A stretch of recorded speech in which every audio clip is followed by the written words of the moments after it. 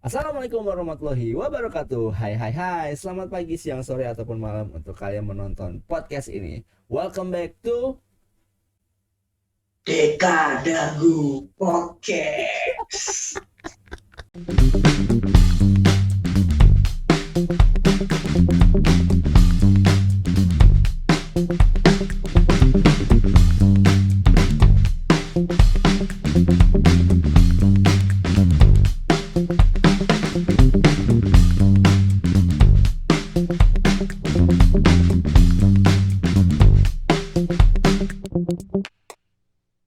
dan hari ini gue kedatangan tamu ya jauh banget dari Cilegon, makanya nih makanya virtual nih ketemunya nih.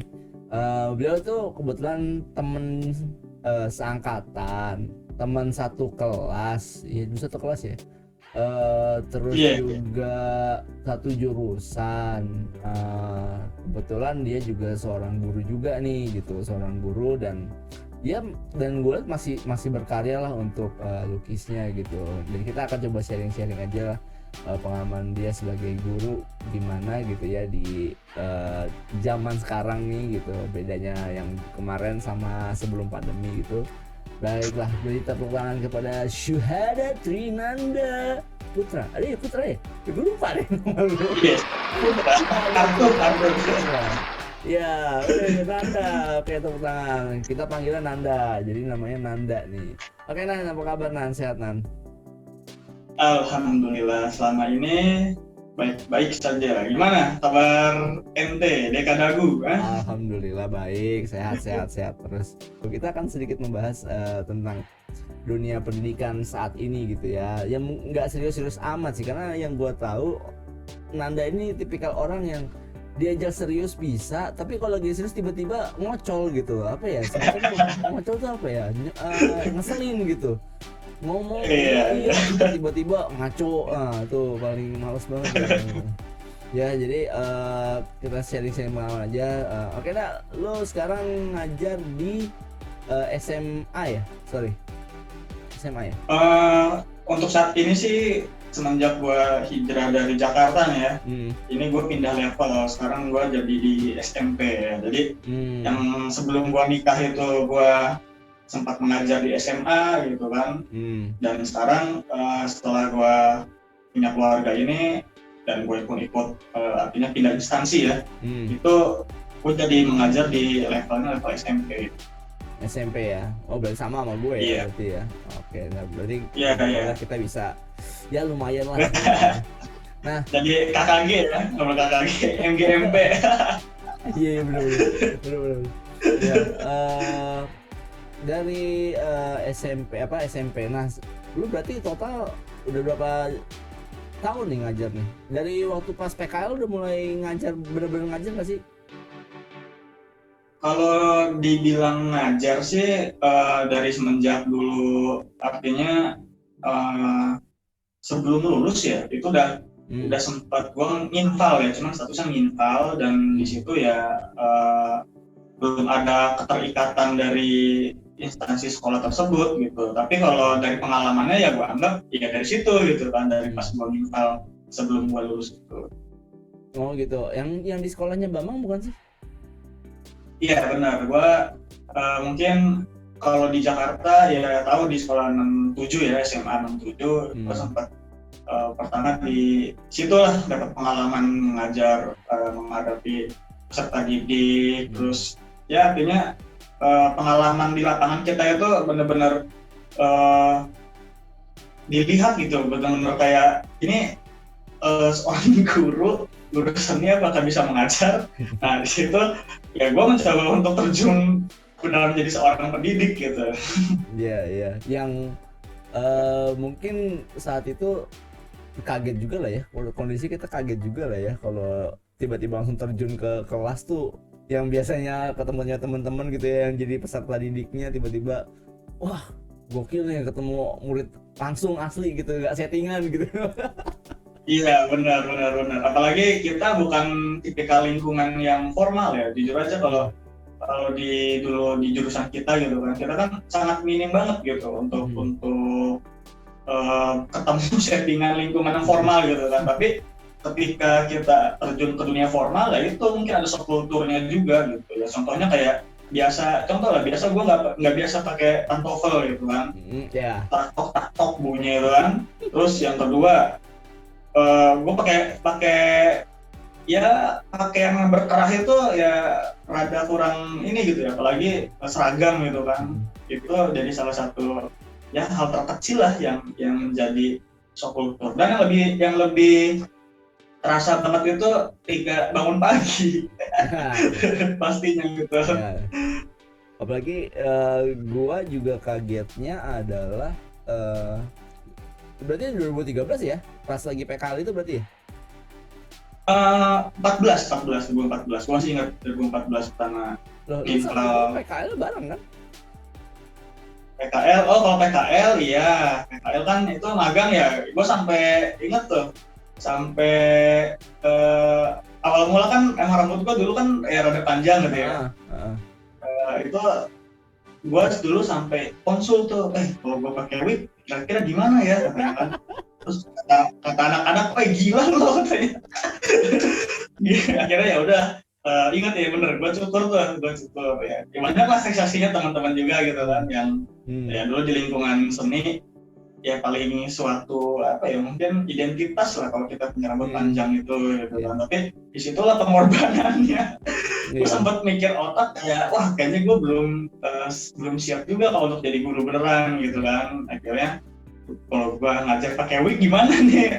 Dapat responnya malah udah sih potong aja, ya udah kira gue potong rambut. Ingat tuh ya benar 2013 ya itu PKL. Tapi untuk ngajar kerjanya itu 2014 justru ya? Iya, itu yang benar-benar artinya di luar dari, kalau PKL kan itu masih suatu apa ya, mungkin kewajiban kita sebagai mahasiswa ya, salah satu yang mungkin bisa dibilang itu masuk ke dalam SKS gitu kan. Tapi kalau yang gue nginval ini benar-benar murni pure, gue emang tujuannya ya bukan ke kuliah gitu ya, tapi ke finansial gitu. Gimana caranya biar ya sebisa mungkin ada pemasukan lah gitu dari ilmu kita gitu, artinya seorang pendidik gitu kan. Oke. Berarti 2014 kurang lebih hampir 7 tahun ya, hampir 7 tahun ya untuk hampir 7 tahun ngajar kerjanya ya gitu. Oke. Sebelum masuk ke dunia mengajar, sebelumnya memang lu mengincar jurusan seni rupa atau memang iseng-iseng atau gimana sih? Karena kita punya pengalaman, punya teman-teman tuh yang masuk seni rupa tuh ada yang emang niat, ada yang jurusan jalur prestasi gitu, ada yang kecemplung lah gitu ibaratnya gitu.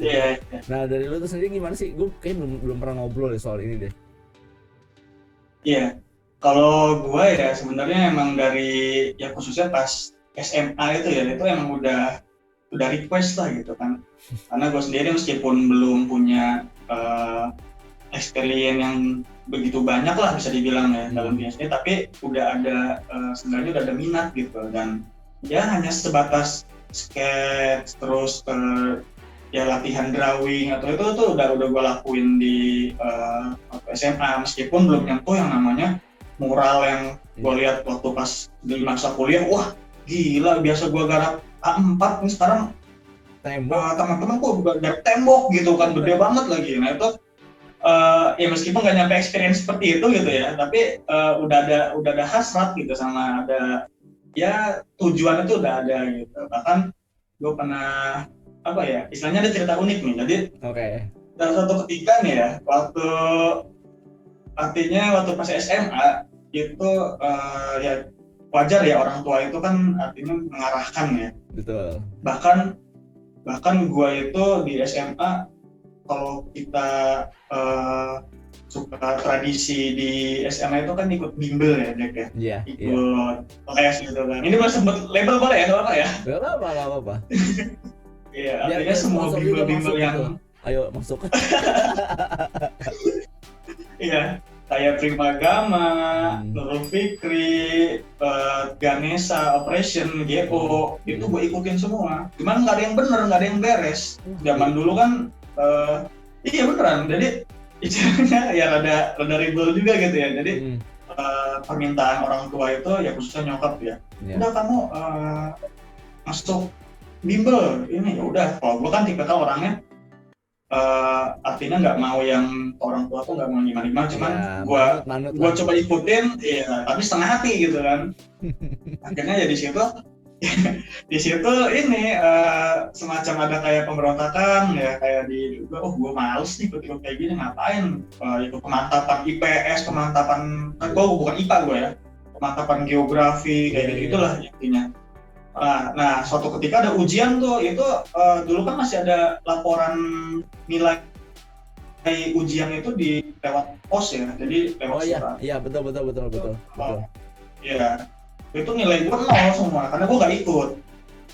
Dari 1 pindah ke 1 lagi, ya artinya pertama tuh gue inget ya di Primagama pindah ke NF terakhir ke GO. Nah di GO ini yang gue sampai mau lulus ke perguruan tinggi itu ya.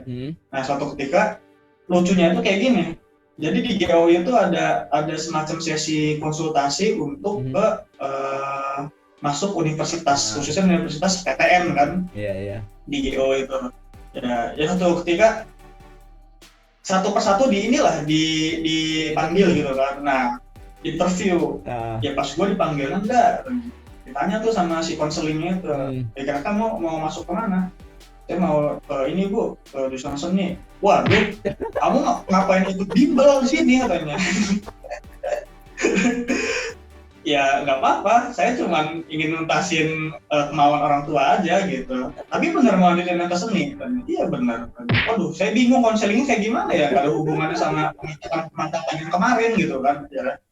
Ya udah dari situ ya gue mikir keras juga ya. Iya juga ya. Dia juga bingung, konselingnya bingung, gue bingung. Akhirnya gue di-skip kan, ganti ke yang lain nanti. Ya udah dari situ gue ngalamin, ya udahlah tapi nggak ada yang rugi kalau gitu ya. Di tempat bimbel itu pun ya gue akhirnya ya tahu gitu. Nanti kan di PTN itu kan ada tes ilmu umumnya gitu ya. Seenggaknya itulah yang dapat ininya gitu. Tapi kalau untuk dari tes keterampilan ya GO nggak bakal bisa bantu gua kan. GO mau bantu gua kayak gimana gitu, artinya coba nih tes gambar model, gambar bentuk, kan nggak ada di GO gitu kan gitu. Ya akhirnya ya gua dari transisi SMA itu ya untuk memantapkan niat gitu ya, dan sini ada konflik lagi deh. Ada konflik lagi sama nyokap. Oke, pasti tuh kayak gitu pasti biasa itu. Oke. Iya. Nah awal mula itu kan ketika milih universitas tuh ya, artinya gue bebas deh gitu kan, apa yang diinstruksi yang penting kata nyokap itu kalau bisa udah kamu PTN kan ya. Nah di situ gue milih jalur UMB. Ujian masuk bersama. Kalau sekarang apa ya? Gue nggak tahu tuh namanya apa ya. Kalau zaman sebelum ujian mandiri kayaknya kalau sekarang tuh sebutannya. Ujian masuk bersama. Kalau sebelum UMB lo pernah denger ini kan ya? SPMB ya. SPMB ya. SPMB. Nah, habis SPMB itu UMB. Nah, kebetulan kan di dalam program SPMB atau UMB ini kan kita memilih satu universitas 3 jurusan ya. Iya. Nah, gue minta tuh ke nyokap, pokoknya gue minta 1 slot buat seni. Nah, udah setelah itu kata nyokap, awalnya alot, benar-benar ya keras gitu ya. Janganlah, udah dipilihin nih sama nyokapnya. Yang pertama teknologi pendidikan gue kan. Teknologi pendidikan tuh. Kalau misalnya gue masuk Tekpen ya gue di FIP kali ya. Nah terus yang keduanya gue seni. Terus yang satu lagi gue nggak tahu kenapa nih, aneh gue juga. Gue pengen gue itu ya pasti kalau universitas ya UI lah gitu kan. Tapi jurusannya kriminologi. Wah, gue aja kriminal gitu kan. Masa masuk kriminologi. jadi ini gitu beneran request yang dari orang tua itu ya udah deh gue ikutin gitu ya. Nah akhirnya pas hasil pengumuman yang mungkin karena memang sesuai dengan hati gue kali ya yang aku pengen, dan itu konflik itu menjawab, artinya menjawab tekad gue gitu ke orang tua gitu. Akhirnya yang keterima itu beneran deh, yang keterima seni rupa kan. Wah gue seneng banget tuh kan. Nah di situ nyokap gue belum ini nih, belum artinya masih belum terima tuh ya. Iya. Kata nyokap katanya ya udah katanya nggak apa-apa tapi ada syaratnya katanya. Pakai syarat nih tuh gue apa gitu. Iya. Nah disitulah ada rules semacam ya syarat yang harus gue iniin kalau gue nanti masuk di kuliah seni gitu ya. Simpel sih memang ya, namanya orang tua pasti pengen baik gitu kan. Yang pertama ya gue itu nggak boleh nanti pulang dalam keadaan artinya rambut gimbal. karena mungkin ini kali ya apa ya namanya dari orang tua gitu kan. Gimbal itu kan mungkin kalau dipandang sama orang tua ya, kebetulan nyokap gue ini ya untuk dari sisi religiusnya gitu ya di komplek gitu ya jadi kepala pengajian gitu ya, mungkin menjaga nama baik juga kali gitu kan ibaratnya. Pasti lah. jadi wah ini kamu kalau pulang nanti nggak dianggap gitu. Iya. Terus yang kedua itu ya pastinya ya gue nggak boleh ditato gitu kan. Cuman ya sekarang gue buktikan ya seni itu ya nggak harus yang istilahnya semacam kayak terlalu ekspresi yang menabrak syariah gitu. Kalau gue kan sekarang ya ini sih istilahnya benar gitu kalau dalam agama atau konten di syar'i gitu ya. Ya nggak masalah. Terus yang ketiga ini berat nih deh. Apa? Yang ketiga ini pokoknya nggak boleh IP-nya di bawah 275, harus di atas itu 3. Kata gua belum juga masuk, belum juga tahu kayak gimana kuliahnya kan. Ini udah ini aja, tapi ya semuanya tuh gua ambil satu paket ya beres meskipun gimana nanti gitu kan. Akhirnya ya udah jalanin aja dulu ya dan gitu. Iya, dan alhamdulillah kuliahnya juga ternyata menyenangkan gitu kan. Bahkan kalau kita suka itu jadi tugas itu kayak bukan tugas, kayak main-main ya nggak sih Dek? Masa kalau pas dulu karena kita mungkin kalau yang ini ya, kalau yang menikmati kuliah gitu ya. Jadi ilmu itu jujur aja ya, gue dapet tuh pertama pas waktu kuliah itu banyak banget gitu ya, kayak mulai dari sisi ya mungkin kalau di sekolah prakarya lah gitu kan. Tapi kalau di kuliah kita udah mulai dipecah lagi tuh yang namanya bikin struktur ya, kayak 3 dimensi, 2 dimensinya apanya, pokoknya ini banget lah gitu. Jadi kesan pertama banget gitu, apalagi gue dari bukan dari kota besar gitu kan. Jadi ternyata artinya putus dulu.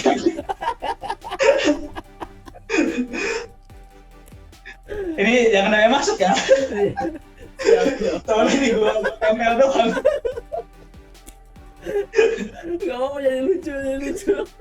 Udah dia, setting dulu. Orang kita kan ini background nempel, taunya cuma ditempel. Bukan virtual gitu, background virtual. Iya tadi yang masuk ke kuliah itu memang masuk kuliah itu juga kategorinya sebenarnya kerja tugas nggak tugas sih sebenarnya. Jadi memang ada beberapa mata kuliah yang menurut gua ya itu menyenangkan lah gitu. Ada juga yang mungkin gua tuh dari dulu emang bukan tipikal orang yang teori gitu ya. Kalau apa tuh mendingan yang praktek sekalian gitu. Kalau itu masuk teori itu gua langsung aduh ini gimana gitu. Apalagi waktu itu pelajarannya salah satu dosen kita gitu ya, kita jangan sebut nama dulu kan nanti gua akan podcast juga gitu, nanti gua siap diomel-omelin sama beliau gitu ya. Yang teori tentang keterpaduan segala macam itu aduh gokil itu. Benar. Mikir ternyata ya artinya kita dulu berpikir aduh gak usah jadi guru kali ya gitu, karena sulitnya membedah suatu materi, membedah suatu ini. Tapi ketika kita ngejalanin seru juga jadi guru gitu. Asik juga ternyata jadi guru gitu ya. Ya mungkin ini untuk kita ya yang sebagai pendidik ini yang merasa ya udah nyaman aja dengan keguruan ini. Oke. Itu di kampus kita masuk 2010. Kemudian dan lu merasakan ngekos di dekat kampus itu. Dari tahun pertama tuh berarti ya, bener-bener tahun pertama masuk itu lu udah ngekos tuh. Iya, jadi awal mula mungkin gini deh yang gua rasain ya kalau gua gitu ya. Namanya menjadi pendatang lah istilahnya di Jakarta itu, dan ya gue bisa dibilang gue jarang di Cilegon juga saat itu gitu ya, waktu pas SMA itu ya mungkin ke Jakarta hanya lewat-lewat saja gitu kan, nggak yang gimana. Nah begitu gue jadi murni mahasiswa nih ya di Jakarta, gue itu kayak apa bisa dibilang wah kayak ada ininya gitu, shocknya juga kayak contohnya kayak ya lagi deh taruh deh. Iya gak. Aduh gue tambahin lakban dulu bentar. Iya siap. Ya gue lanjut nih. Jadi ya pertama gue datang ke Jakarta lah jadi pendatang gitu ya. Gue sempat yang rada ini juga dari kota kecil gitu ya. Waktu gue wah ternyata ini Jakarta gini ya, gue bilang ya katro lah bahasanya gitu kan. Namanya lewat Jakarta lewat doang kan. Kalau misalnya gue ke rumah nenek gue misalnya yang di Jawa Barat ya lewat Jakarta cuma lewat tol doang gitu kan. Nah disitulah gue semenjak ngekos ya, artinya meskipun menjadi sebuah ini baru lah, atmosfer baru ya, tapi mencoba untuk beradaptasi gitu. Jadi nggak yang liar gimana atau yang mungkin lebih, justru gue lebih prinsip merantau tuh lebih gue jaga gitu ya. Artinya orang merantau itu kan ya jaga sikap, jaga etika. Betul. Ya kan. Berarti kita bertamu lah ya gitu, bertamu ke satu tempat. Kita bertamu ya. Itu udah jadi ya budi pekerti lah yang ditanamin sama orang tua. Pokoknya kamu di sana udah nggak usah macam-macam, nggak usah ini. Iya, ya gitu. Ya berarti tapi memang sebelumnya lu juga belum pernah yang namanya untuk hidup sendiri gitu ya saat lagi kuliah itu. Sebelum kuliah itu lu belum pernah ya? Atau memang dari dulunya lu udah pernah ya kayak katakanlah yang minimal kayak asrama atau apa itu pernah? Enggak, gua kayak kelomang, anak rumah, pulang rumah terus gitu. Jadi mau main, artinya mau main di mana, jam berapa ya pulang ke rumah gitu. Enggak yang pernah ngerasain bahkan sampai absen masakan orang tua aja nggak pernah gua gitu.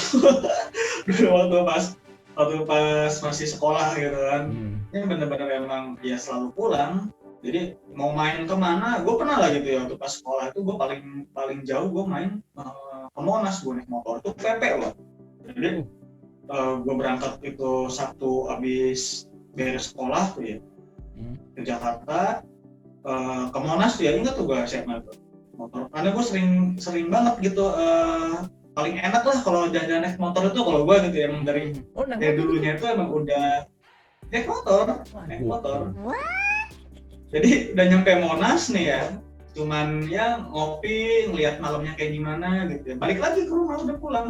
Jadi sehari itu PP aja udah, cuman pengen ke Monas doang. Wow. Ya artinya udah punya jiwa petualang lah ya gitu untuk mau jalan ke sana ke sini. Oke, ya. Kalau di jalan sih iya, petualang di jalan, tapi kalau untuk di kayak merantau artinya ngekos itu belum sih. Gua baru pas murni kuliah aja ya baru. Ya artinya kan dari lu udah terbiasa untuk berjalan ke tempat yang jauh itu udah ada keberanian gitu. Jadi kalau misalkan sekiranya lu harus tinggal sendiri gitu yang ngekos itu ya menurut gua sih ya itu udah jadi bekal buat lu juga lah gitu untuk bisa Iya, survive benar. gitu loh. Alhamdulillahnya. Dan lu sempet, tinggal nanti pemantapan lah gitu kalau iya untuk ya, merantau ya sebenarnya gitu. lu juga sempat ganti kosan 2 kali ya? Iya 2 kali ya? Wah, gua ganti kosan yang pertama, gue masih ingat tuh ya, yang di pas depan kampus itu dan Pemuda satu, tiga Itu kali bukannya yang lu sama si Ferdi ya? Pertama kali? Belum ya itu ya? Iya, itu ngekos gua. Oh iya, Ngekos maksudnya itu. pertama kali ngekos itu yang sama Ferdi itu? Iya, yang kosan tingkat itu. Gitu. Yang kamarnya pojok. Iya benar. Udah pojok di mural, geblek. Nah itu jadi ini juga tuh, jadi kasus juga pas gua pindah ya. Gua nggak boleh pindah kalau belum ngecat putih. Kata gua, waduh, ya juga ya. Jadi perkara gitu kan. Terus pas pindah itu baru ngontrak ya sama temen ya? Sama temen-temen ini? Iya, setelah itu jadi istilahnya gue bikin separatis lah, karena ada apa ya, mungkin bisa dibilang ya rada clash lah sama penjaganya itu kan. Iya. Terus penjaganya juga udah mulai nggak asik, dan kalau kata teman-teman mah gitu ya, dia itu kan seharusnya ya tapi inilah gitu ya. Ada tindakan yang nggak baik dilakukan sama si penjaga kos itu. Jadi akhirnya adalah kita udah mulai nggak nyaman lagi nih gitu. Udah kita separatis, akhirnya berapa kamar keluar tuh ya, sekitar ada 7 kamar. 7 kamar itu 7 orang ya, 7 orang 7 kamar berarti kan keluar semua. Kita bikin kelompok baru, nyari satu rumah yang bisa kita tempatin gitu. Yang di lupa gue. Komplek PJKA itu. Iya. Itu yang tapi yang masih yang rumah yang gede itu ya, yang sebelah sananya. Iya, yang pojok. Berarti 4 kali gue deh, 4 kali deh. Iya benar, 4 kali. Jadi rumah yang pojok. Kamar rumah yang pojok itu yang rada gede kan. Terus gue pindah ke sebelumnya lagi yang ada lukisan tikus tuh nggak, Red Wing itu, kalau lo tahu. Yang gue mural Red Wing. Yang gue sempat nginep gak sih? Yang di mana nih? Kan gue pernah nginep di kosan lu yang sama Ferdi. Ya. Itu yang pertama tuh. Yang kedua kosan juga atau kontrakan? Enggak, udah kontrakan. Gue ngekos sekali doang. Selebihnya gue ngontrak. Iya, udah kontrakan. Yang garasinya gede deh kalau nggak salah. Iya benar, garasinya gede. Yang kamar mandinya pintunya susah ditutup. Iya. Iya itu, yang namanya rumah tua. Iya. Itu. Terus yang kedepannya kan, yang agak kedepannya kan 3 kali dong berarti. 3 kali, yang terakhir sampai gua lulus. Iya, itu yang ketiga. Nah yang keempat, gua pindah yang sampai gua lulus tuh, yang tahu nggak lo di Jalan Pratekan yang ada. Lo udah pernah belum situ ya? Kayaknya belum kayaknya. Yang tempat syutingnya Rohman dulu, tau nggak? Rohman syuting yang sama Pak Zeki apa ya? Yang dapat job itu. Yang dijadiin kan gue dari 2014 udah ngilang. Iya. Jadi gue sama Rohman tuh di situ. Iya. Ya makanya yang terakhir gue tandem sama Rohman berdua. Yang terakhir gue nggak tahu karena gue kan terlalu nyaman dengan pekerjaan ya gitu, jadi mager balik ke kampus gitu. Stop it, get some help. Ya itu kosan terakhir tuh yang gue sampai lulus ya, gue sama Rohman. Terus Rohman cabut, ganti nih gue masukin siapa ya? Si Awi 2009. Awi, ya, oke. Iya, akhirnya gue sama Awi tandem. Ya jadi semenjak gue pas sama Awi itu ya, jadi malah kayak Marsudi, sering nih Marsudi. Jadi makin meluas lagi gitu. Jadi artinya ya di situ inilah gitu. SR situ banyak yang main gitu. Ya. Oke, ya, nah itu kan yang kayak gitu-gitu gue nggak tahu menahu kan masalah yang kosan yang baru itu. Nah, Iya. lu pernah menyangka nggak sih kalau lu tuh akan hidup di dunia seni rupa yang begitu, menurut gue ya, bukan nggak kompleks sih, artinya kompleks itu secara ada orang yang A, ada orang B, ada orang C. Jadi gua baru menemukan itu di dunia seni rupa yang gokil. Ternyata gue yang ketemu orang ini yang gua kira sifatnya begini, ternyata dia punya sifat yang di luar ekspektasi gitu, yang ya katakanlah unik lah gitu ya. Salah satunya lu ya. Apa ya, artinya punya ya Kamuflase. ya entah punya kekocakan, entah punya pemikiran yang berbeda gitu ya. Terus endingnya lu menjadi seorang guru. Lu nyangka nggak sih sebelumnya gitu, atau kayak emang udah lu plan nih, udah gue jadi guru deh gitu? Enggak sih.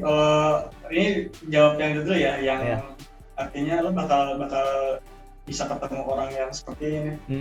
Kalau itu sih udah dapet judulnya gitu ya, istilahnya seni itu kan pasti unik gitu ya. Orang-orang juga pasti gue yakin berkarakter gitu kan.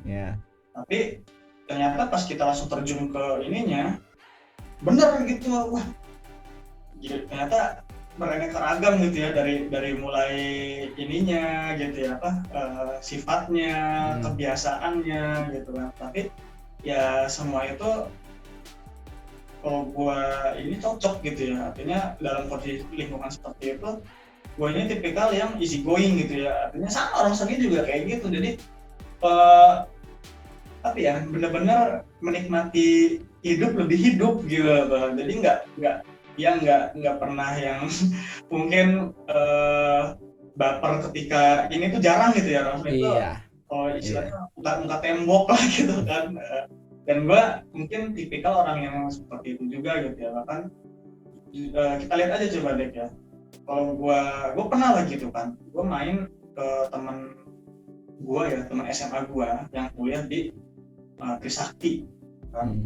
Beda atmosfernya sama di lingkungan kampus kita gitu kan. Sangat beda sekali, jauh. Mungkin kalau gue kuliah di sana gitu ya, kata gue, wah gila nih, gue bakal gimana jadinya. Entah ya, artinya bukan masalah itu dari material atau gimana gitu ya, tapi beda gitu ya. Karena di kita pun jujur aja, gue kuliah masih mau naik sepeda loh. Lo lihat kan gue naik sepeda kuliah. Iya. Jadi gue masih mending naik sepeda daripada gue naik motor gitu. Karena yang pertama deket ini, yang kedua ya memang gak jadi sebuah ini. Mungkin kalau gue artinya di kampus-kampus yang elit gitu ya, mungkin ada rasa nggak percaya diri juga kali kan. Waduh, nih orang sepeda dikira Yakul nih gue nanti gitu kan.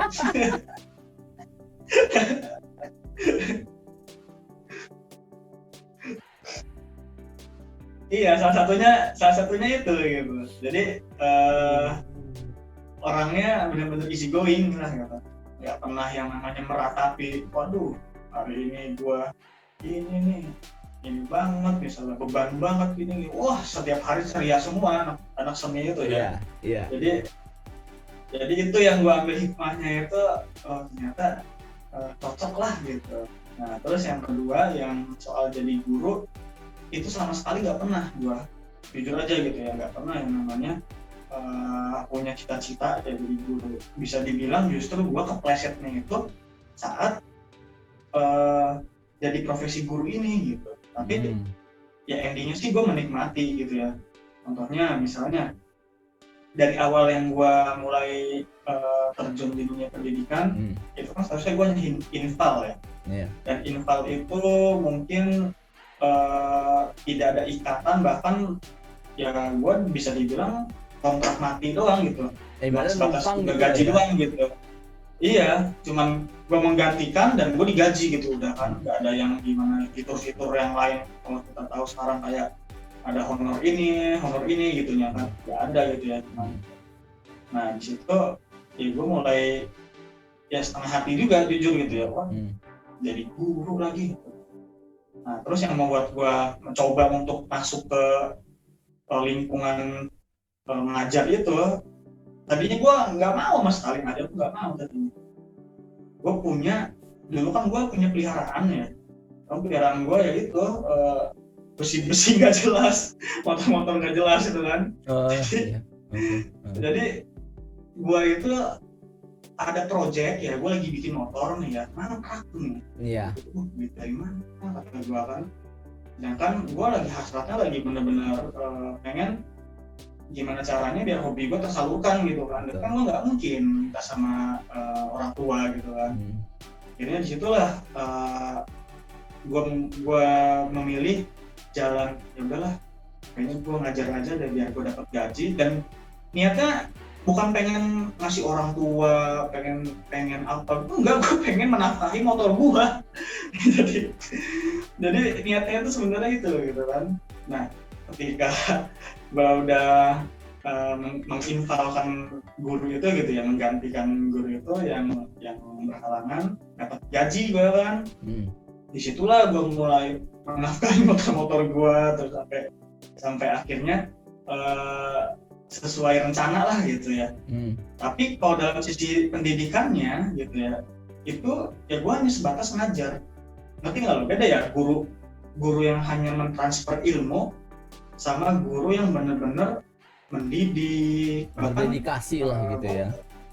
Iya, menjiwai gitu, benar-benar guru yang artinya menjaga ya akhlak dari si peserta didik itu kan sebenarnya tanggung jawab guru gitu ya, kalau di sekolah gitu. Tapi kalau gue mah bodo amat gue, artinya lo mau ngerokok mau enggak gitu misalnya gitu ya, ketemu ya bukan urusan gue gitu, yang penting gue ngajar nih bab ini gue tersampaikan sama lo gitu. Kalau dulu kayak gitu kan. Ya tapi sekarang seiring berjalannya waktu ya gue mulai mungkin inilah hidayahnya juga gitu ya, bahwa ya banyaklah pengalaman spiritual juga banyak yang gua dapetin gitu ya. Ternyata guru itu nggak cuma sekedar mentransfer ilmu, tapi guru pun menjadi panutan gitu kan. Artinya ketika gua di luar sekolah pun gua masih dianggap guru gitu. Tapi berbeda dengan profesi lain gitu kan. Contohlah pegawai bank atau karyawan yang lain, dia hanya menjadi karyawan atau pegawai bank ketika dia berada di bank gitu. Tapi ketika dia berada di luar rumah, nggak pernah kan lo nggak dengar misalnya ada tetangga lo yang jadi teller bank, bu teller, kan nggak ada kan. Yang dipanggil begitu. Tapi kalau guru itu tuh menempel 1x24 jam kalau gue rasa deh. Jadi artinya kita sekarang ini ya benar-benar kalau yang benar-benar sadar gitu ya guru itu berat sebenarnya. Kita harus menjaga ya sikap kita selama 1x24 jam itu gitu, karena profesi yang tidak dilepas gitu. Bahkan tidur pun kita jadi guru gitu bro. Kita keluar rumah, ya sekarang gue nyatanya gue keluar rumah, Pak Guru tetangga gitu ya. Waduh, padahal emang gue ngajar lo. Emang lo murid gue gitu istilahnya.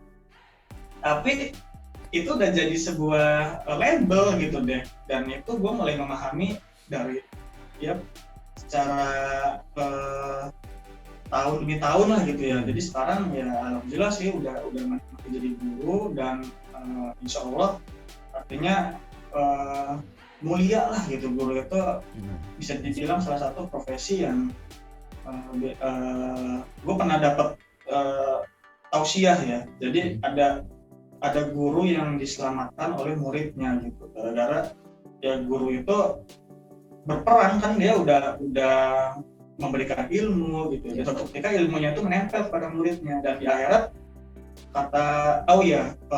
gara-gara si muridnya ini dia hafal Al-Quran gitu kan. Jadi kan kalau hafiz itu kalau di dalam agama Islam ya, yang gue tahu ya, dia punya kalau nggak salah tiket untuk mengajak yang pertama orang tuanya, terus yang kedua pilih siapa gurunya gitu tuh misalnya. Jadi narik gurunya gitu. Dan gue bilang, oh iya ternyata mulia ya, sampai dicerita aja guru itu bisa diselamatkan sama muridnya gitu. Tapi guru nggak bakal bisa nyelamatin muridnya gitu kan kalau untuk di akhiratnya gitu kan. Ya, mungkin itu hanya sebagai ini aja gitu ya, motivasi buat gue, oh ternyata ini profesi yang mulia gitu guru ini. Nah mulai sekarang ini kata gue nggak bisa yang namanya harus sekadar transfer ilmu saja gitu, tapi bagaimana anak yang di sekolah itu gue anggap sebagai anak gue gitu tuh. Yeah. Jadi ya apalagi sekarang baru punya anak gitu kan, itu batinnya tinggi banget gitu. Nanti lo ngerasain kalau punya anak pasti anak itu pasti pengen yang terbaik gitu kan, lo ngasih yang terbaik. Nah gue sekarang mencoba untuk mulai memperhatikan ya mulai dari akhlaknya, kalau ada yang nggak bagus ditegur, nah itu oh ternyata guru itu seperti itu kan. Ya banyaklah ininya gitu, step-step yang mencapai sampai gue punya pemikiran sampai saat ini gitu sekarang. Nggak cuman yang namanya sekarang kayak apa cuma ngajar sekedar ilmu materi aja gitu ya tentang yang bidang kita, enggak gitu. Bahkan ya sampai sekarang gue berhati-hati sekali gitu kan. Dulu gue lihat sendiri kan IG gue dulu kan artinya ngaco sembarangan lah mau kayak gimana gitu kan. Bahkan sekarang jujur aja gue ngerokok aja gue nggak mendingan gue di rumah gitu tuh daripada gue di luar gitu ekspos sama siapa-siapa gitu, karena itu menjadi sebuah panutan nantinya gitu. Iya. Meskipun banyak guru yang nggak punya pemikiran seperti itu gitu kan, jujur aja banyak juga guru yang di luar ini gue ngerokok gitu. Kalau gue pakai prinsipnya gitu. Ya artinya masih ya pokoknya menjaga gimana caranya lah, tetap attitude kita juga dilihat baik sama siswa gitu ya, sama orang lain juga justru ya, jadi nggak cuma siswa doang gitu. Iya bener deh, profesi yang menempel 1x24 jam kalau gua maknai guru itu kita nggak bisa gantung seragam kita udah beres nih label kita jadi guru, nggak bisa gitu. Jadi wah ini berat gitu, jadi guru tuh berat gitu. Benar. Tapi ya karena memang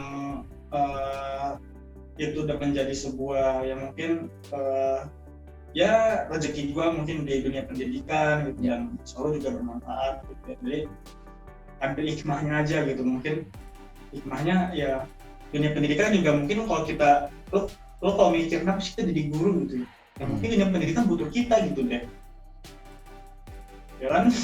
Benar. Iya artinya itu udah jadi ya takdir lah gitu, qadarullohnya udah seperti itu gitu, udah hikmahnya.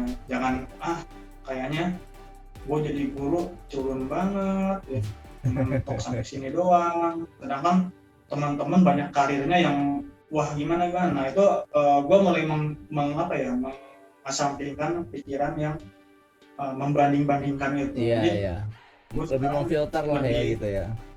Iya, lebih udah apa yang terjadi sama gue ini yang udah menjadi skenario gue gitu. Iya. Kita nggak bisa kepengen kayak gitu. Bahkan dia pun nggak bisa kepengen kayak kita gitu kan. Iya. Ya artinya udah punya jalan masing-masing lah ya gitu, udah punya caranya masing-masing gitu. Ya memang. Jadi gue tuh.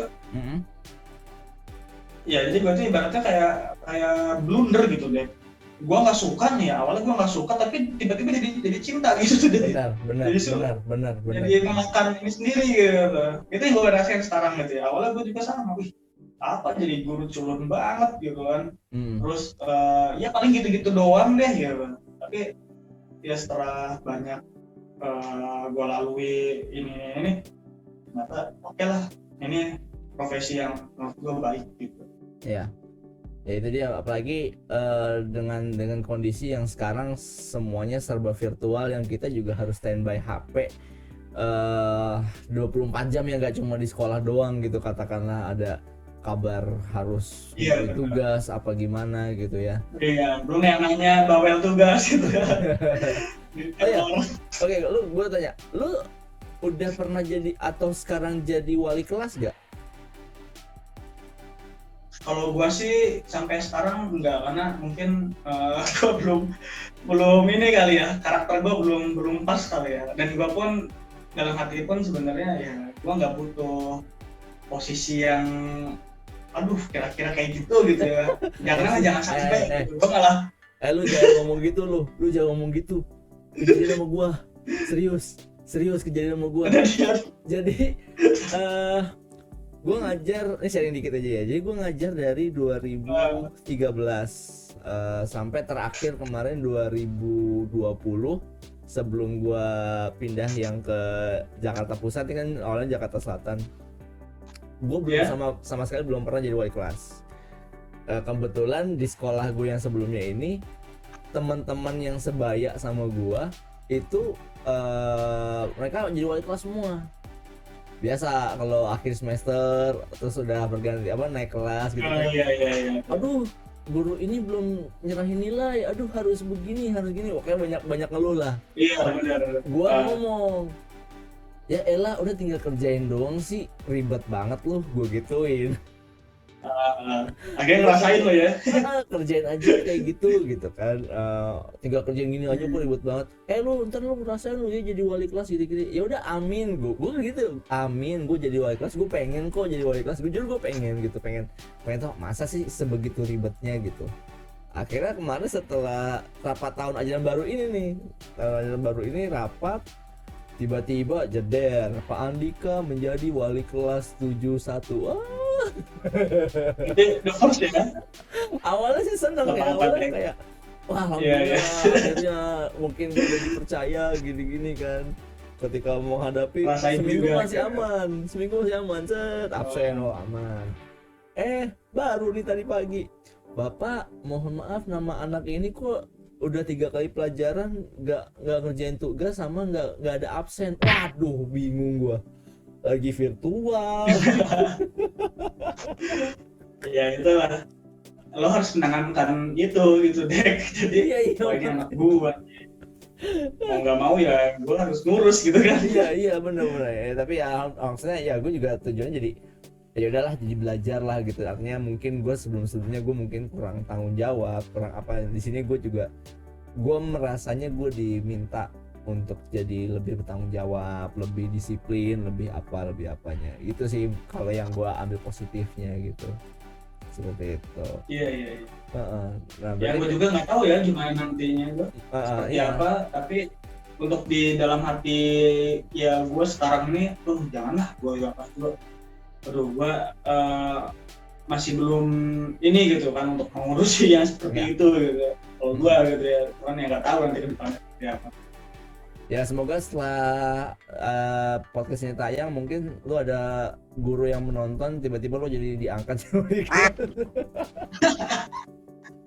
Waduh, tapi udah tahu sih karakter ya, mungkin ini kali ya, seseorang itu karakternya ya sesuai dibutuhkan di mananya gitu ya. Cuman kalau gue banyak disibukannya ya sebagai pembina gitu. Jadi ketika ada anak yang mau lomba, gue sibuk banget untuk yang ngegodok lah istilahnya. Karena kan tujuan itu kan kalau lomba kan pasti menang gitu ya. Iya. Terus menang itu sebenarnya bukan soal hadiahnya, tapi reputasi sekolah gitu kan yang dibawa kan. Betul. Bukan soal nominal hadiahnya. Nah jadi itu yang bikin berat itu, ini harus juara nih gitu. Cuman ya alhamdulillah lah gitu, masih dipercaya gitu kan. Jadi untuk memegang anak dalam bidang untuk lomba seni kayak FLTS 2N gitu kan, itu udah berapa tahun ini yang megang untuk bidang di seni rupanya ya gua gitu. Jadi audisi dulu lah apalah gini kayak gitu, ngerasain juga lo ya kan untuk milih anak gitu. Sama juga, tapi itu ngurusin anak juga deh. Benar. Ya itulah kalau kesal guru gitu ya. Jadi ya akhirnya kita merasakan lah gitu susahnya. Ternyata yang kita lihat guru dulu tuh kayaknya ya udah sih kok cuma ngajar doang enak banget gitu ya. Memang pada jam kosong memang kita enak nyantai gitu ya. Tapi di lain itu kita punya administrasi yang harus kita isi, entah nilai, entah absen, entah apa gitu yang mungkin itu menurut orang kayak biasanya, tapi ternyata itu juga sama-sama sulit lah gitu. Oke, tadi iya. Tapi balik lagi soal motor nih. Nah, perlu diketahui ini teman-teman ya. Jadi Nanda ini adalah salah satu orang yang suka banget sama motor. Dan tiba-tiba nih kemarin jadi kita sempat ya katakan lost contact lah gitu, kita sempat lost contact. Akhirnya gue hubungin, gue telepon, bla bla bla, ngobrol. Tiba-tiba ini orang ngurus tanaman nih tuh. Ya oke lah, itu mungkin kalau secara senimannya mungkin gue mau bernyatu dengan alam. bisa ceritain tuh apa lu dari suka motor, alasannya kenapa, dan kenapa akhirnya jadi beralih juga ke tanaman, itu kenapa tuh? Apa ngikutin zaman atau gimana tuh? Kalau soal itu sih, kalau gue rasa itu suatu dinamis ya. Jadi artinya segala sesuatu itu pasti dinamis lah gitu, berubah kan, enggak kayak gini aja gitu kan. Yang pertama sih awalnya apa ya, mungkin emang udah menjadi sebuah status dari orang ini gitu ya, emang gue udah jadi seorang bapak gitu ya.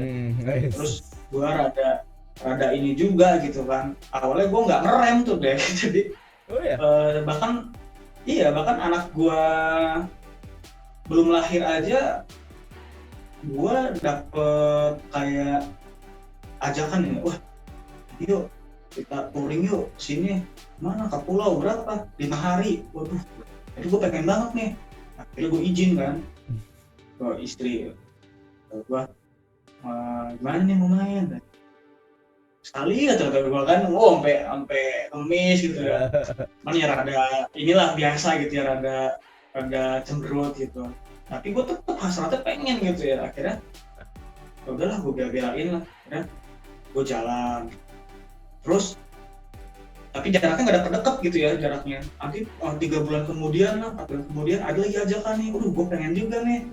Kata gue jadi malah jadi malah lebih sering. Jadi gue malah jadi punya quotes gue. Laki-laki itu lebih baik minta maaf daripada minta izin gitu. Lu tim minta maaf ya? Lu tim minta maaf ya? Iya, karena kalau minta izin dicemberutin gitu kan, artinya udah pasti cemberut itu ya nggak setuju gitu kan, terpaksa gitu kan. Jadi lebih baik gua udahlah nanti aja minta maaf aja gitu. Tapi kok gitu ini terus gitu ya, artinya jadi malah ya mungkin disadarkan juga gitu kan. Udah artinya ketika anak gua udah lahir, udah mulai ngerem nih gua nih, ada acara-acara skip, gua ada tapi kan gue lebih cenderung gue main motor itu bukan yang lintas dari kota provinsi gitu ya, tapi gue lebih ke suka emang ngeksplornya lebih ke pedalaman gitu kan, kayak etnik lah gitu. Pernah juga sampai ke Sumatera, tapi tetap bukan ke kotanya mainnya. Gue ngeksplor ke yang mungkin daerah-daerah yang dekat Pahawang situ, kalau bisa buka. Beneran lo ngeliat pantai-pantai yang mungkin di Jakarta udah bete banget gitu kan. Tapi ketika masuk ke daerah-daerah yang pelosok gitu ya, bener-bener masih pelosok gitu ya, pantainya itu bener-bener kayak di film One Piece itu, beneran bening biru, itu jadi ya sebuah terapi juga gitu kan. Nah dari situ gue sekarang ini, anakku juga sekarang udah mulai nempel lah sama gue gitu kan. Banyak banget lah yang gue sortir setiap ada ajakan gitu kan, mau main sini main gitu. Tapi ya gue sortir, gue nemu lah pelampiasannya gitu. Awal mula gue suka yang nggak jauh-jauh sih, gue bikin pot doang karena memang lagi jenuh gitu di rumah. Gue bikin pot, tapi dari pot itu gue bikin pot dari gypsum ya, tapi gue manfaatin cetakannya itu dari bekas mainan anak gue, tapi mesin Harley itunya, cetakannya itu. Jadi gue buat konsep pot itu kayak mesin Harley gitu tuh. Wah. Nanti ada, kalau misalnya mau gambar gue kirim. Oke, ntar kirim. Nah, jadi ada yang muncul di soal gambarnya nih, ntar nih. Wow. Ya, nanti kalau butuh dokumentasi gitu ya. Ya, nah, gue bingung ya, gue udah bikin pot, masa gak diisi tanaman, masa jadi asbak sama gue kan nggak banget gitu ya. Akhirnya ya udahlah, gue coba untuk yang cocok apa apa ya, oh Harley itu kan tipikal mesin motor yang bisa dibilang maco gitu kan. Iya. Nah gue nyari karakter juga, tanaman apa ya, gue sempat analisis juga gue, tanaman apa yang punya gendernya ini bisa dikategorikan maco gitu ya. Ternyata kaktus cowboy itu. Cowboy. Nah awal mula gue matchingin itu doang, jadi pot bunga yang gue bentuknya tuh mesin Harley, akhirnya gue isi sama kaktus cowboy. Dari situ wah kayaknya asik nih, dapat tuh chemistry-nya tuh dapat gitu ya. Lagi pas kita nyediain media tanamnya, nah lama-lama mulai tertarik, wah kayaknya gue suka sama kaktus nih. Nah kebetulan teman kita ada juga kan yang udah duluan main tuh, si Mustafa. Nah di situ gue hikmahnya juga dekat lagi sama teman-teman gue kan, gue WA Mus, gue konsul sama dia gitu kan, gimana akhirnya gue sempat ada pengen koleksi beberapa jenis gitu kan, ya gue nikmati lah dari itu. Kepincut lagi sekarang sama bonsai. Nah bonsai, iya jadi malah lebih ngeksplor, lebih ke tanaman sekarang gitu ya. Begitu gue suka sama bonsai, gue coba masuk ke dalam komunitas, wah ternyata banyak ilmu seni yang ada dalam tanaman loh deh. Jadi di dalam bonsai itu, jadi nggak jauh-jauh lah gitu, kita udah pernah nih yang namanya belajar tentang ya prinsip-prinsip ya komposisi gitu kan, itu dipakai gitu kan. Terus dari banyak deh estetik yang ilmu estetik yang nempel di tanaman bonsai itu. Kalau kita sebagai orang seni rupa gitu ya, gak jauh-jauh. Dan pas gua masuk ternyata, wah banyak juga orang seni rupa gitu yang masuk di ranah komunitas bonsai itu. Iya banyak, iya. Cuman ternyata emang orang seni rupa yang bukan akademisi gitu ya. Seniman-seniman yang non akademisi gitu. Pas gua tanya, anjir ternyata ya jago patung, jago lukis, temennya di bonsai gitu. Jadi ya istilahnya nggak keluar dari frame inilah gitu. Ya jadi malah jadi sharing juga, jadi sharing banyak lah. Iya.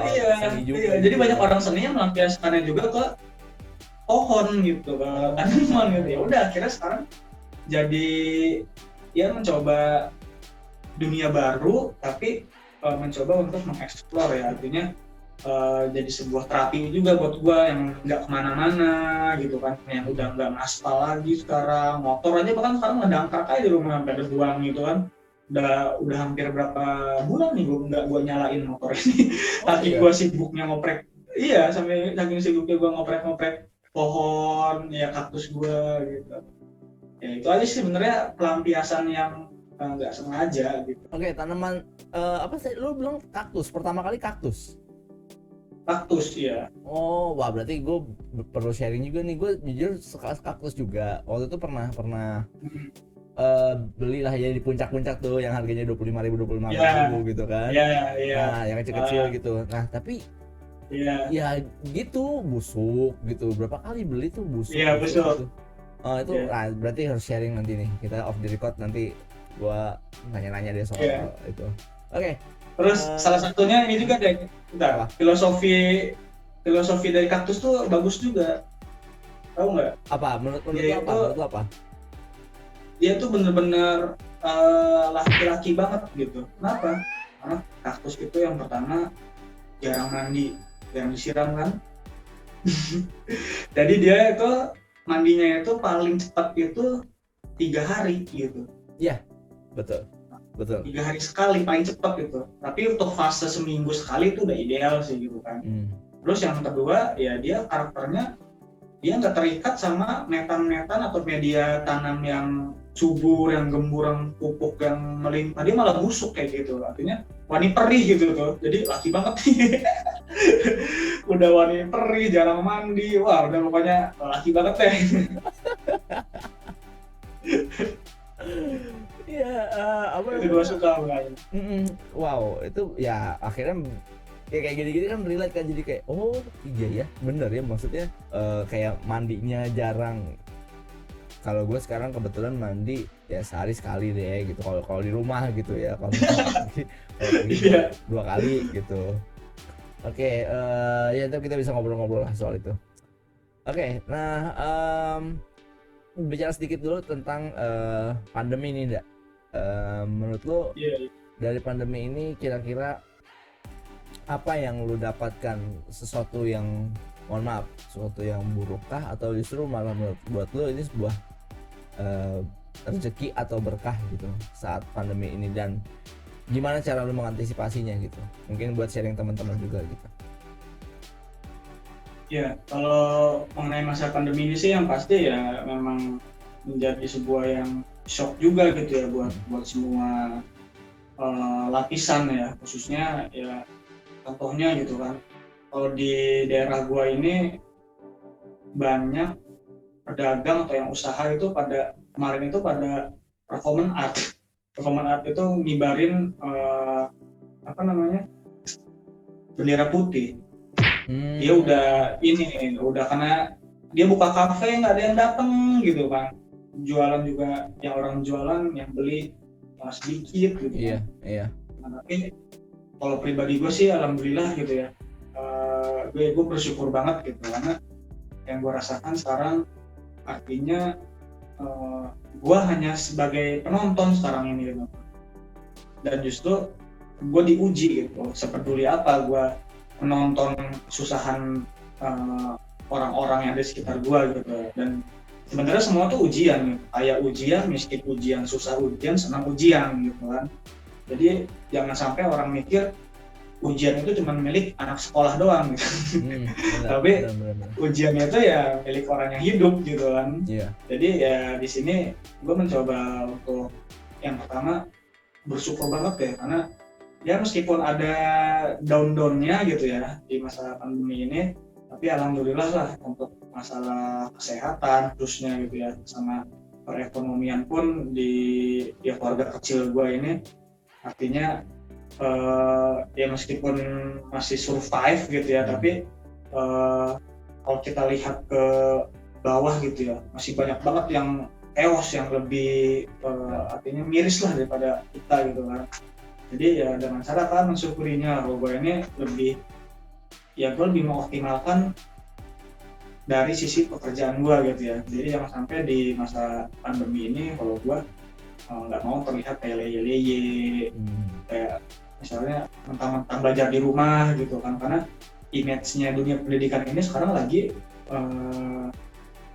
bisa dibilang orang sekolah di rumah kok, artinya guru tetap ini aja gitu kan. Pernah dengar nggak lo kayak guru tuh enak banget sekarang ya, orang sekarang ini sekolah anak di rumah, yang ngajarin juga orang tua, tapi tetap digaji gitu. Iya, bahkan gue pernah lihat parodinya itu, tapi nggak tahu beneran atau enggak nih ya kisahnya. Jadi ada semacam kayak ilustrasi ya, cerita, Pak mohon maaf anaknya SPP-nya belum dibayar. Terus, oh iya Pak sebentar ya, ini saya bayar. Difotoin tuh sama bapaknya, nih Pak uangnya Pak. Loh maksudnya apa Pak? Iya Bapak kan ngajar daring, saya juga bayar daring nih. Jadi uangnya difotoin. Terus gue, waduh ini mungkin sarkas juga gitu buat dunia pendidikan gitu. Iya sarkas juga. Nah jadi gue lagi mengoptimalkan gimana caranya, ya apalagi gue sekarang sekolah kan ngajar di swasta gitu ya. Jadi benar-benar emang taringnya itu ya pelayanan gitu ya, emang dari cara mengajarnya, bahkan ya nggak kendor gitu. Yang lain mungkin sekolah lain itu ya anak terus cuma seminggu sekali lah cuma ngumpulin modul tugas itu. Tapi kalau di sekolah gua ya lebih ke fasilitas itunya gitu ya, fitur itunya, benar-benar anak tuh jangan sampai lengah. Nah, tapi di masa pandemi ini di satu sisi kita dibatasi, tapi di satu sisi anak itu dapat kebebasan, malah porsi main game yang banyak gitu kan. Jadi gue lebih ke membuktikan untuk kualitas kerja aja gitu, bahwa guru itu di masa pandemi ini nggak leye-leye gitu. Betul. Dan di sisi yang lain ya tetaplah solidaritas lah gitu ya.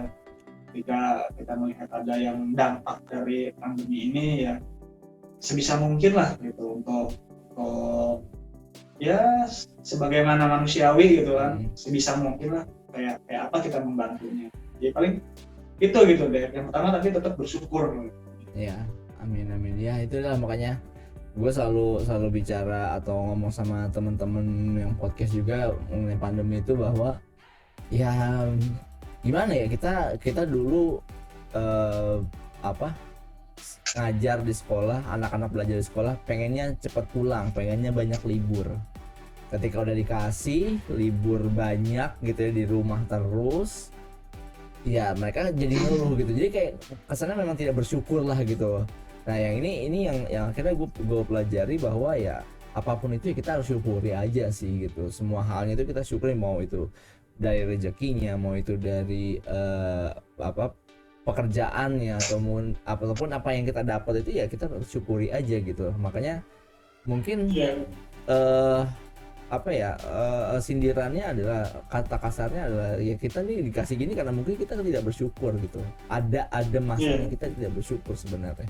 Tapi ya udahlah, itu pribadi masing-masing aja gitu. Gue juga tidak menekankan siapa yang salah, hanya saja ayolah yuk kita dengan kondisi seperti ini kita harus lebih baik lagi gitu, entah dari pola pemikiran ataupun juga dari sistem kita dalam bekerja gitu sih sebenarnya. Ya, oke, thank you deh untuk informasi ininya. Oke, satu pertanyaan yang pengen banget gue tanya sama temen angkatan gue gitu ya. Ini baru lu nih kayaknya yang bisa gue podcast. Iya, baru lu nih temen angkatan ya, temen satu angkatan. Iya, belum pernah, yang lain belum pernah. Ya karena pada susah, sibuk semua. belum. Ya, bagian nanti lah. Iya. Silaturahmi kali gitu ya. Iya, ya makanya ini kayak gini kan gue juga ceritanya silaturahmi gitu. Nah makanya ada beberapa temen juga yang kita akan podcast juga, cuma belum lah. Gue udah lobby cuma belum. Oke. Hal apa yang saat kuliah itu yang mungkin lo nggak lupakan, tapi itu bisa jadi suatu hal yang terkenang gitu. Entah itu mau lucu, mau itu sedih. Gue mau dua sih, satu yang lucu, satu yang katakanlah sedihnya gitu. Wow, ntar lu kayak susah payahnya, kampret lu gimana nih gitu. Coba sharing dong. Yang paling lu gak bisa lupain. Mungkin pengalaman di lingkungan akademiknya apa di luar akademiknya nih, Dek? Bebas. Pokoknya pas lagi kuliah. Mungkin gini ya, gue pernah dulu kan kita pernah dapat mata kuliah ini ya, pendidikan namanya apa tuh? Mata kuliah apa? PIP. Khusus buat pendidikan ya. Iya, kayak PIP gitu kalau salah. Ini mata kuliah MKDK namanya. Propen lah gitu kan ya. Ya MKDK ya? Iya. Jadi ya gue pernah tuh artinya sampai ngemis ke dosen pendidikan gitu ya. Ketika itu emang ya ini sih. Tapi nggak tahu nih gue bareng lo apa enggak ya, karena lo kan non-rek ya, gue reguler ya. Gue reguler dong. Reguler lah ya. Iya, karena kelas B, kita kelas B. Iya, mungkin dulu pernah, kalau lo inget ya, dulu pernah ada pas lagi ujian tuh, lagi UAS, cuman ujiannya tuh hari Sabtu dan itu di Pendopo FIS. Nah, kalau masih ingat, gue masih ingat karena kejadiannya sama gue. Nah, saat itu ya gue emang nggak mempersiapkan, jadi gue datang dari kosan, pakai celana pendek, tiba-tiba udah langsung aja lah ikut ujian gitu ya. Tapi emang si dosennya itu nggak negur gitu ya, dia main belakang. Tiba-tiba nyalain gue, Dek, wih gila, perasaan gue nggak geblek-geblek amat gitu kan, artinya. Nah saat itu kalau nggak salah gue udah masuk beasiswa. Tapi yang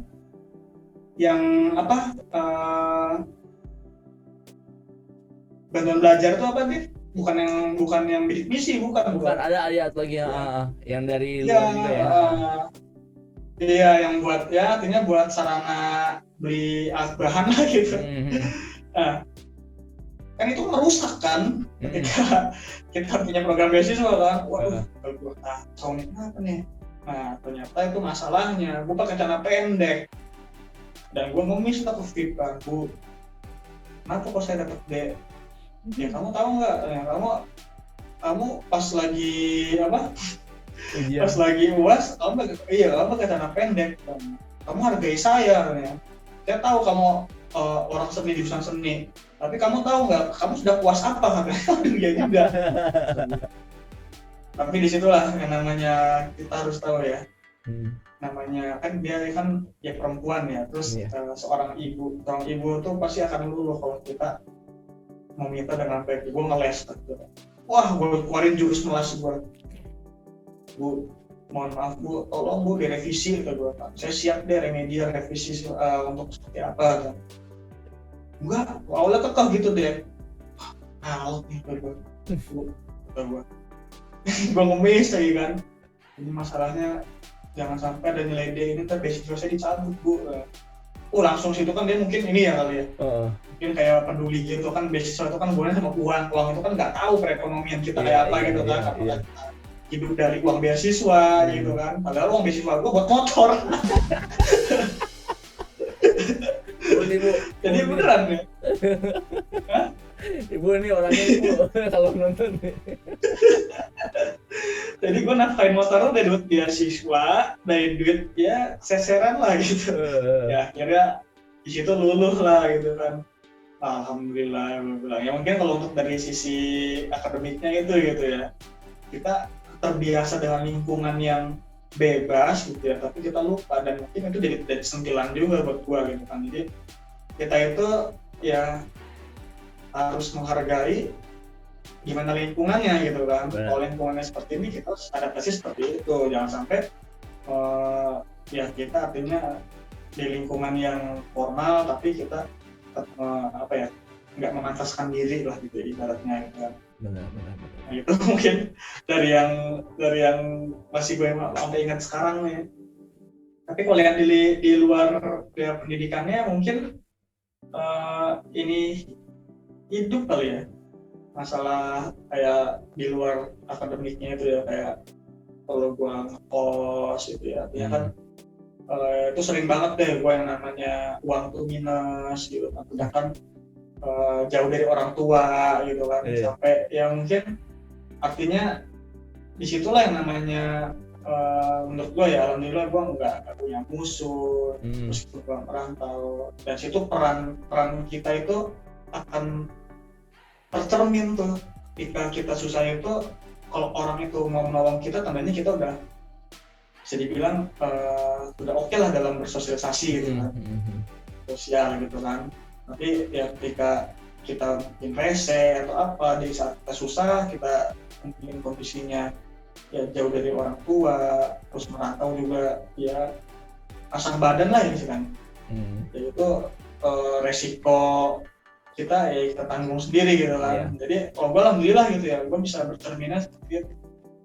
Banyak lah, gue banyak dapat saudara di waktu pas gue masih rantau ngekos itu ya, sampai sekarang bahkan itu masih intens gitu. Ketika dia datang ke atau mungkin ada dinas ke Cilegon, dia sampai hubungin gitu kan. Nah, disitulah terjalin lah gitu. Tapi kalau misalnya kita dulu rese atau apa, mungkin wah udah, kalau merantau mah udah pasti amsyong lah udah, pokoknya nggak ada harapan lah misalnya. Kalau misalnya kita di tanah orang gitu ya, udah mah kita rese, susah lagi gitu kan. Ya paling itulah ya, menurut gua ini dari kita berperilaku baik itu gitu ya, nggak yang bikin kesel orang atau gimana, itu ya hikmahnya itu gitu ya.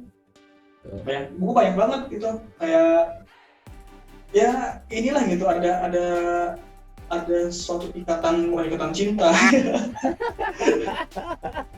di sinetron, tapi yang benar-benar menggantikan sosok keluarga gitu. Benar. Ya maksudnya ya kalau nggak dari keluarga ya siapa lagi lah gitu ya untuk yang pasti orang terdekat gitu kan ya, yang membantu yang ini juga gitu. Oke, pertanyaan terakhir nih, gue sebenarnya abisnya juga pengen ngobrol-ngobrol sedikit lagi deh. Boleh lah, lanjut aja. Nggak, ini durasinya udah hampir 2 jam nih. Oh gitu, sortir aja ya, sortir ya. Iya, oh iya pasti dong, pasti. Cuma kayaknya oke semua sih. Ya. Pertanyaan terakhir, menurut lo untuk teman-teman yang nonton podcast ini gitu ya, dan juga yang mungkin masih mencari jati diri gitu, untuk gue harus jadi apa ya, atau gue harus gimana gitu, atau ketika dia senang berkarya gitu, kayak lu juga udah mulai berkarya dari zaman SMA, untuk memotivasi mereka untuk bisa survive di dunia real, dunia nyatanya seperti ini tuh, ada nggak sih masukan motivasi atau woi jangan lah katakanlah jadi Mario Teguh nih. Asik. Ya pastinya terus go on gitu ya. Artinya lo harus yakin dan benar-benar tahu apa yang lo lagi jalani gitu. Itu sih udah pasti, itu udah jadi motivasi, bisa dibilang pasaran lah gitu kan. Tapi yang lebih ini lagi gitu ya, intinya ya selama motivasi lo baik, selama tujuan lo baik, dan selama lo masih berbuat baik gitu ya, insya Allah sih pasti nanti lo akan menemukan jalan yang baik juga gitu. Kalau yang pernah gue alami lah gitu ya, intinya semua itu nggak ada yang ini gitu. Kita belajar seni itu nggak salah, nggak yang gimana mungkin ilmu nggak penting atau apa. Banyak kali gue nemuin dulu itu temen gue, lo kenapa sih masuk seni, lo nggak ada kerjaan lo katanya. Ya, tapi gue buktikan sekarang gitu. Artinya dia ngomong seperti itu dulu ya mungkin jadi apa ya, ketika ya mungkin gue sekarang sih bukan miliarder gitu ya, bukan yang bisa ini hasil dari seni gue bisa miliarder, enggak, tapi seenggaknya gue bisa bersyukur gitu, bisa dengan ya alhamdulillah lah gue udah punya keluarga kecil, bisa lah untuk neduh gitu tuh, ada tempat buat neduh dari hasil ilmu kita yang pernah kita dapat gitu. Dan yang pastinya ya ilmu itu nggak ada yang rugi gitu ya, punya. Betul. Kalau lo punya ilmu hitam.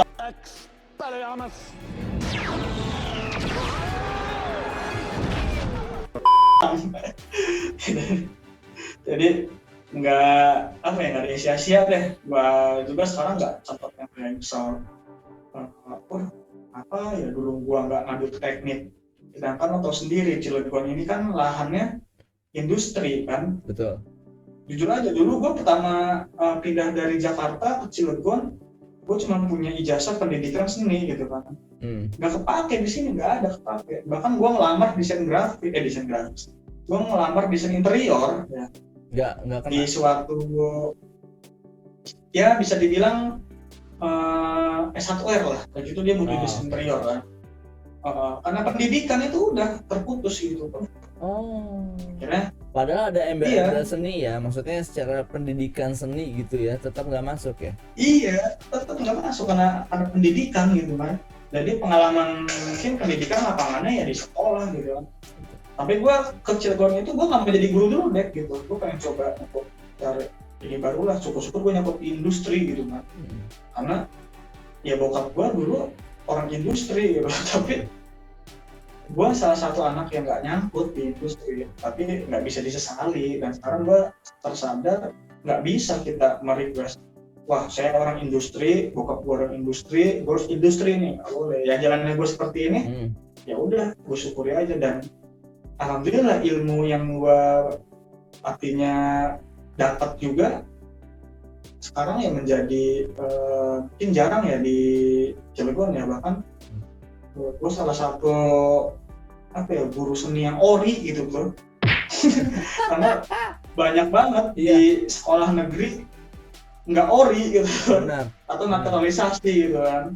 Ya bahkan gue datang dari berpindah dari Jakarta ke Cilegon aja, begitu gue masuk di MGMP gue langsung jadiin kepala bidang ketua bidang seni rupa. Karena di guru-guru negeri itu pada jadi ada ada kepala bidang seni rupa, kepala Iya. bidang musik, tari, teater ya. Teater kan, iya. Nah itu yang seni rupa di level SMP, jadinya langsung ke gua gitu kan, wah kata gua masih baru nih, kata gua. Nah ini cuman ya mereka artinya masuk ke dunia seni bukan dari alamnya gitu. Ya, itu hikmahnya aja lah, mungkin kita dibutuhkan kali gitu. Betul. Oke. Nah itu ya, jadi teman-temannya, jadi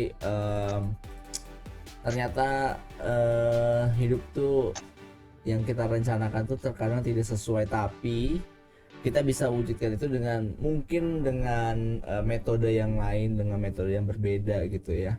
Sehingga yang kita dapetin sekarang ini ya bukan berarti kita tidak mewujudkan mimpi, tidak, hanya saja mungkin lebih mungkin kita tidak menerima apa yang kita inginkan karena mungkin itu bukan prosesnya kita, bukan jalannya kita gitu. Bisa jadi ketika lo menjadi apa yang lo mau, ternyata lo malah nggak nyaman di bidang itu gitu, kurang lebih kayak gitu ya. Benar. Ya itulah jadi teman-temannya. Nah tadi mungkin kalau teman-teman yang nonton, yang dengerin ya, bener kan apa yang gue bilang di awal kan, ini orang awalnya serius tiba-tiba kocak, serius kocak, emang dari dulu gitu. Terus suka ini kalau ada teman-teman yang nonton ya, teman-teman seangkatan ataupun adik kelas ataupun kakak kelas gitu ya, yang kenal sama ini orang, ini mulutnya tuh mulut ngehe gitu, apa ya, mulut yang rese gitu, ngeluarin kata-kata yang sebenarnya kita nggak kepikirin, dia pikirin gitu, entah. Iya kayak gini deh, nih istilahnya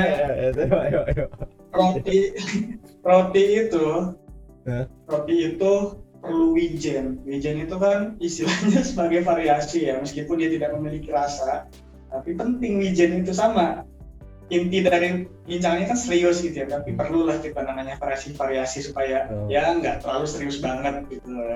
Tapi di satu sisi gue orang benar, gue saksinya kan.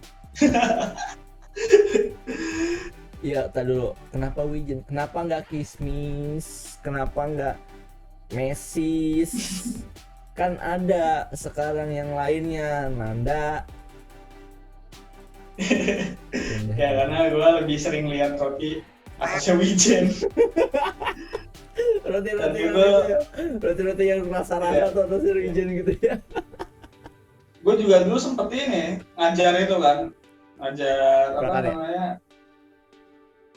Iya, jadi jika anak itu buat kayak, gue sering ngegaring juga lah ibaratnya gitu. Kayak ibaratnya lo buat stensil nih misalnya ya, stensil itu lo kasih spray moon kan nanti. Nah, tapi bukan isinya itu bukan pakai cat kata gue. Ya maksudnya mah pakai glitter boleh, pakai pasir pantai boleh, asal jangan pakai wijen aja kata gue kan.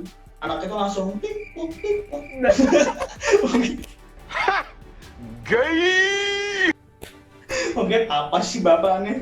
Iya. Receh. Gue pernah ngerasain itu. Ya kita udah effort ya, maksudnya wah ini lucu nih, tapi kalau itu di lingkungan seni rupa tuh works banget loh, maksudnya kayak jago apaan sih gitu, kayak kesel gitu kan. Cuma iya. Tapi anak sekarang gitu ya bang, beda, candanya beda.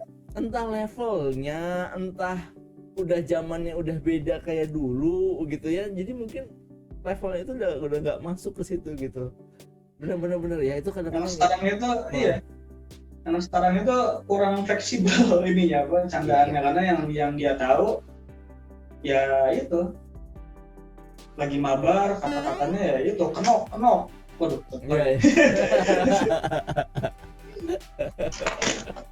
Oke, nah itu ya, jadi teman-temannya emang kita mungkin kayaknya ada part berikutnya nih untuk ngomongin hal-hal yang masalah siswa dan ini kayaknya. Nah makanya gue bilang kemarin, alhamdulillahnya gue kemarin sempat ketemu sama beberapa teman kita gitu ya, dan gue ternyata segitu relate-nya sama mereka, dan iya kita kayaknya harus ngobrol lagi, harus gimana lagi, dan salah satunya gue harus ketemu lu gitu ya, kita harus sharing yang lain-lainnya juga, karena itu buat gue referensi gue juga nanti buat kedepannya gitu. Oke, terima kasih untuk Nanda udah nyempetin waktunya. Kita hampir 2 jam di sini ya, tapi it's okay, nggak apa-apa. Thank you banget udah nyempetin waktunya, udah sharing juga ilmu, sharing pengalaman, dan sharing kekocakannya gitu ya saat waktu mengajar. Seperti itulah pokoknya. Oke, terima kasih juga buat yang udah nonton. Jangan lupa untuk like, share, komen, dan subscribe video dan channel YouTube yang gue tampilkan. Dan jangan lupa untuk nyalakan lonceng notifikasi ketika kalian menonton video ini. Oke, terima kasih atas waktunya. Stay healthy, always grateful, and be happy. Wassalamualaikum warahmatullahi wabarakatuh.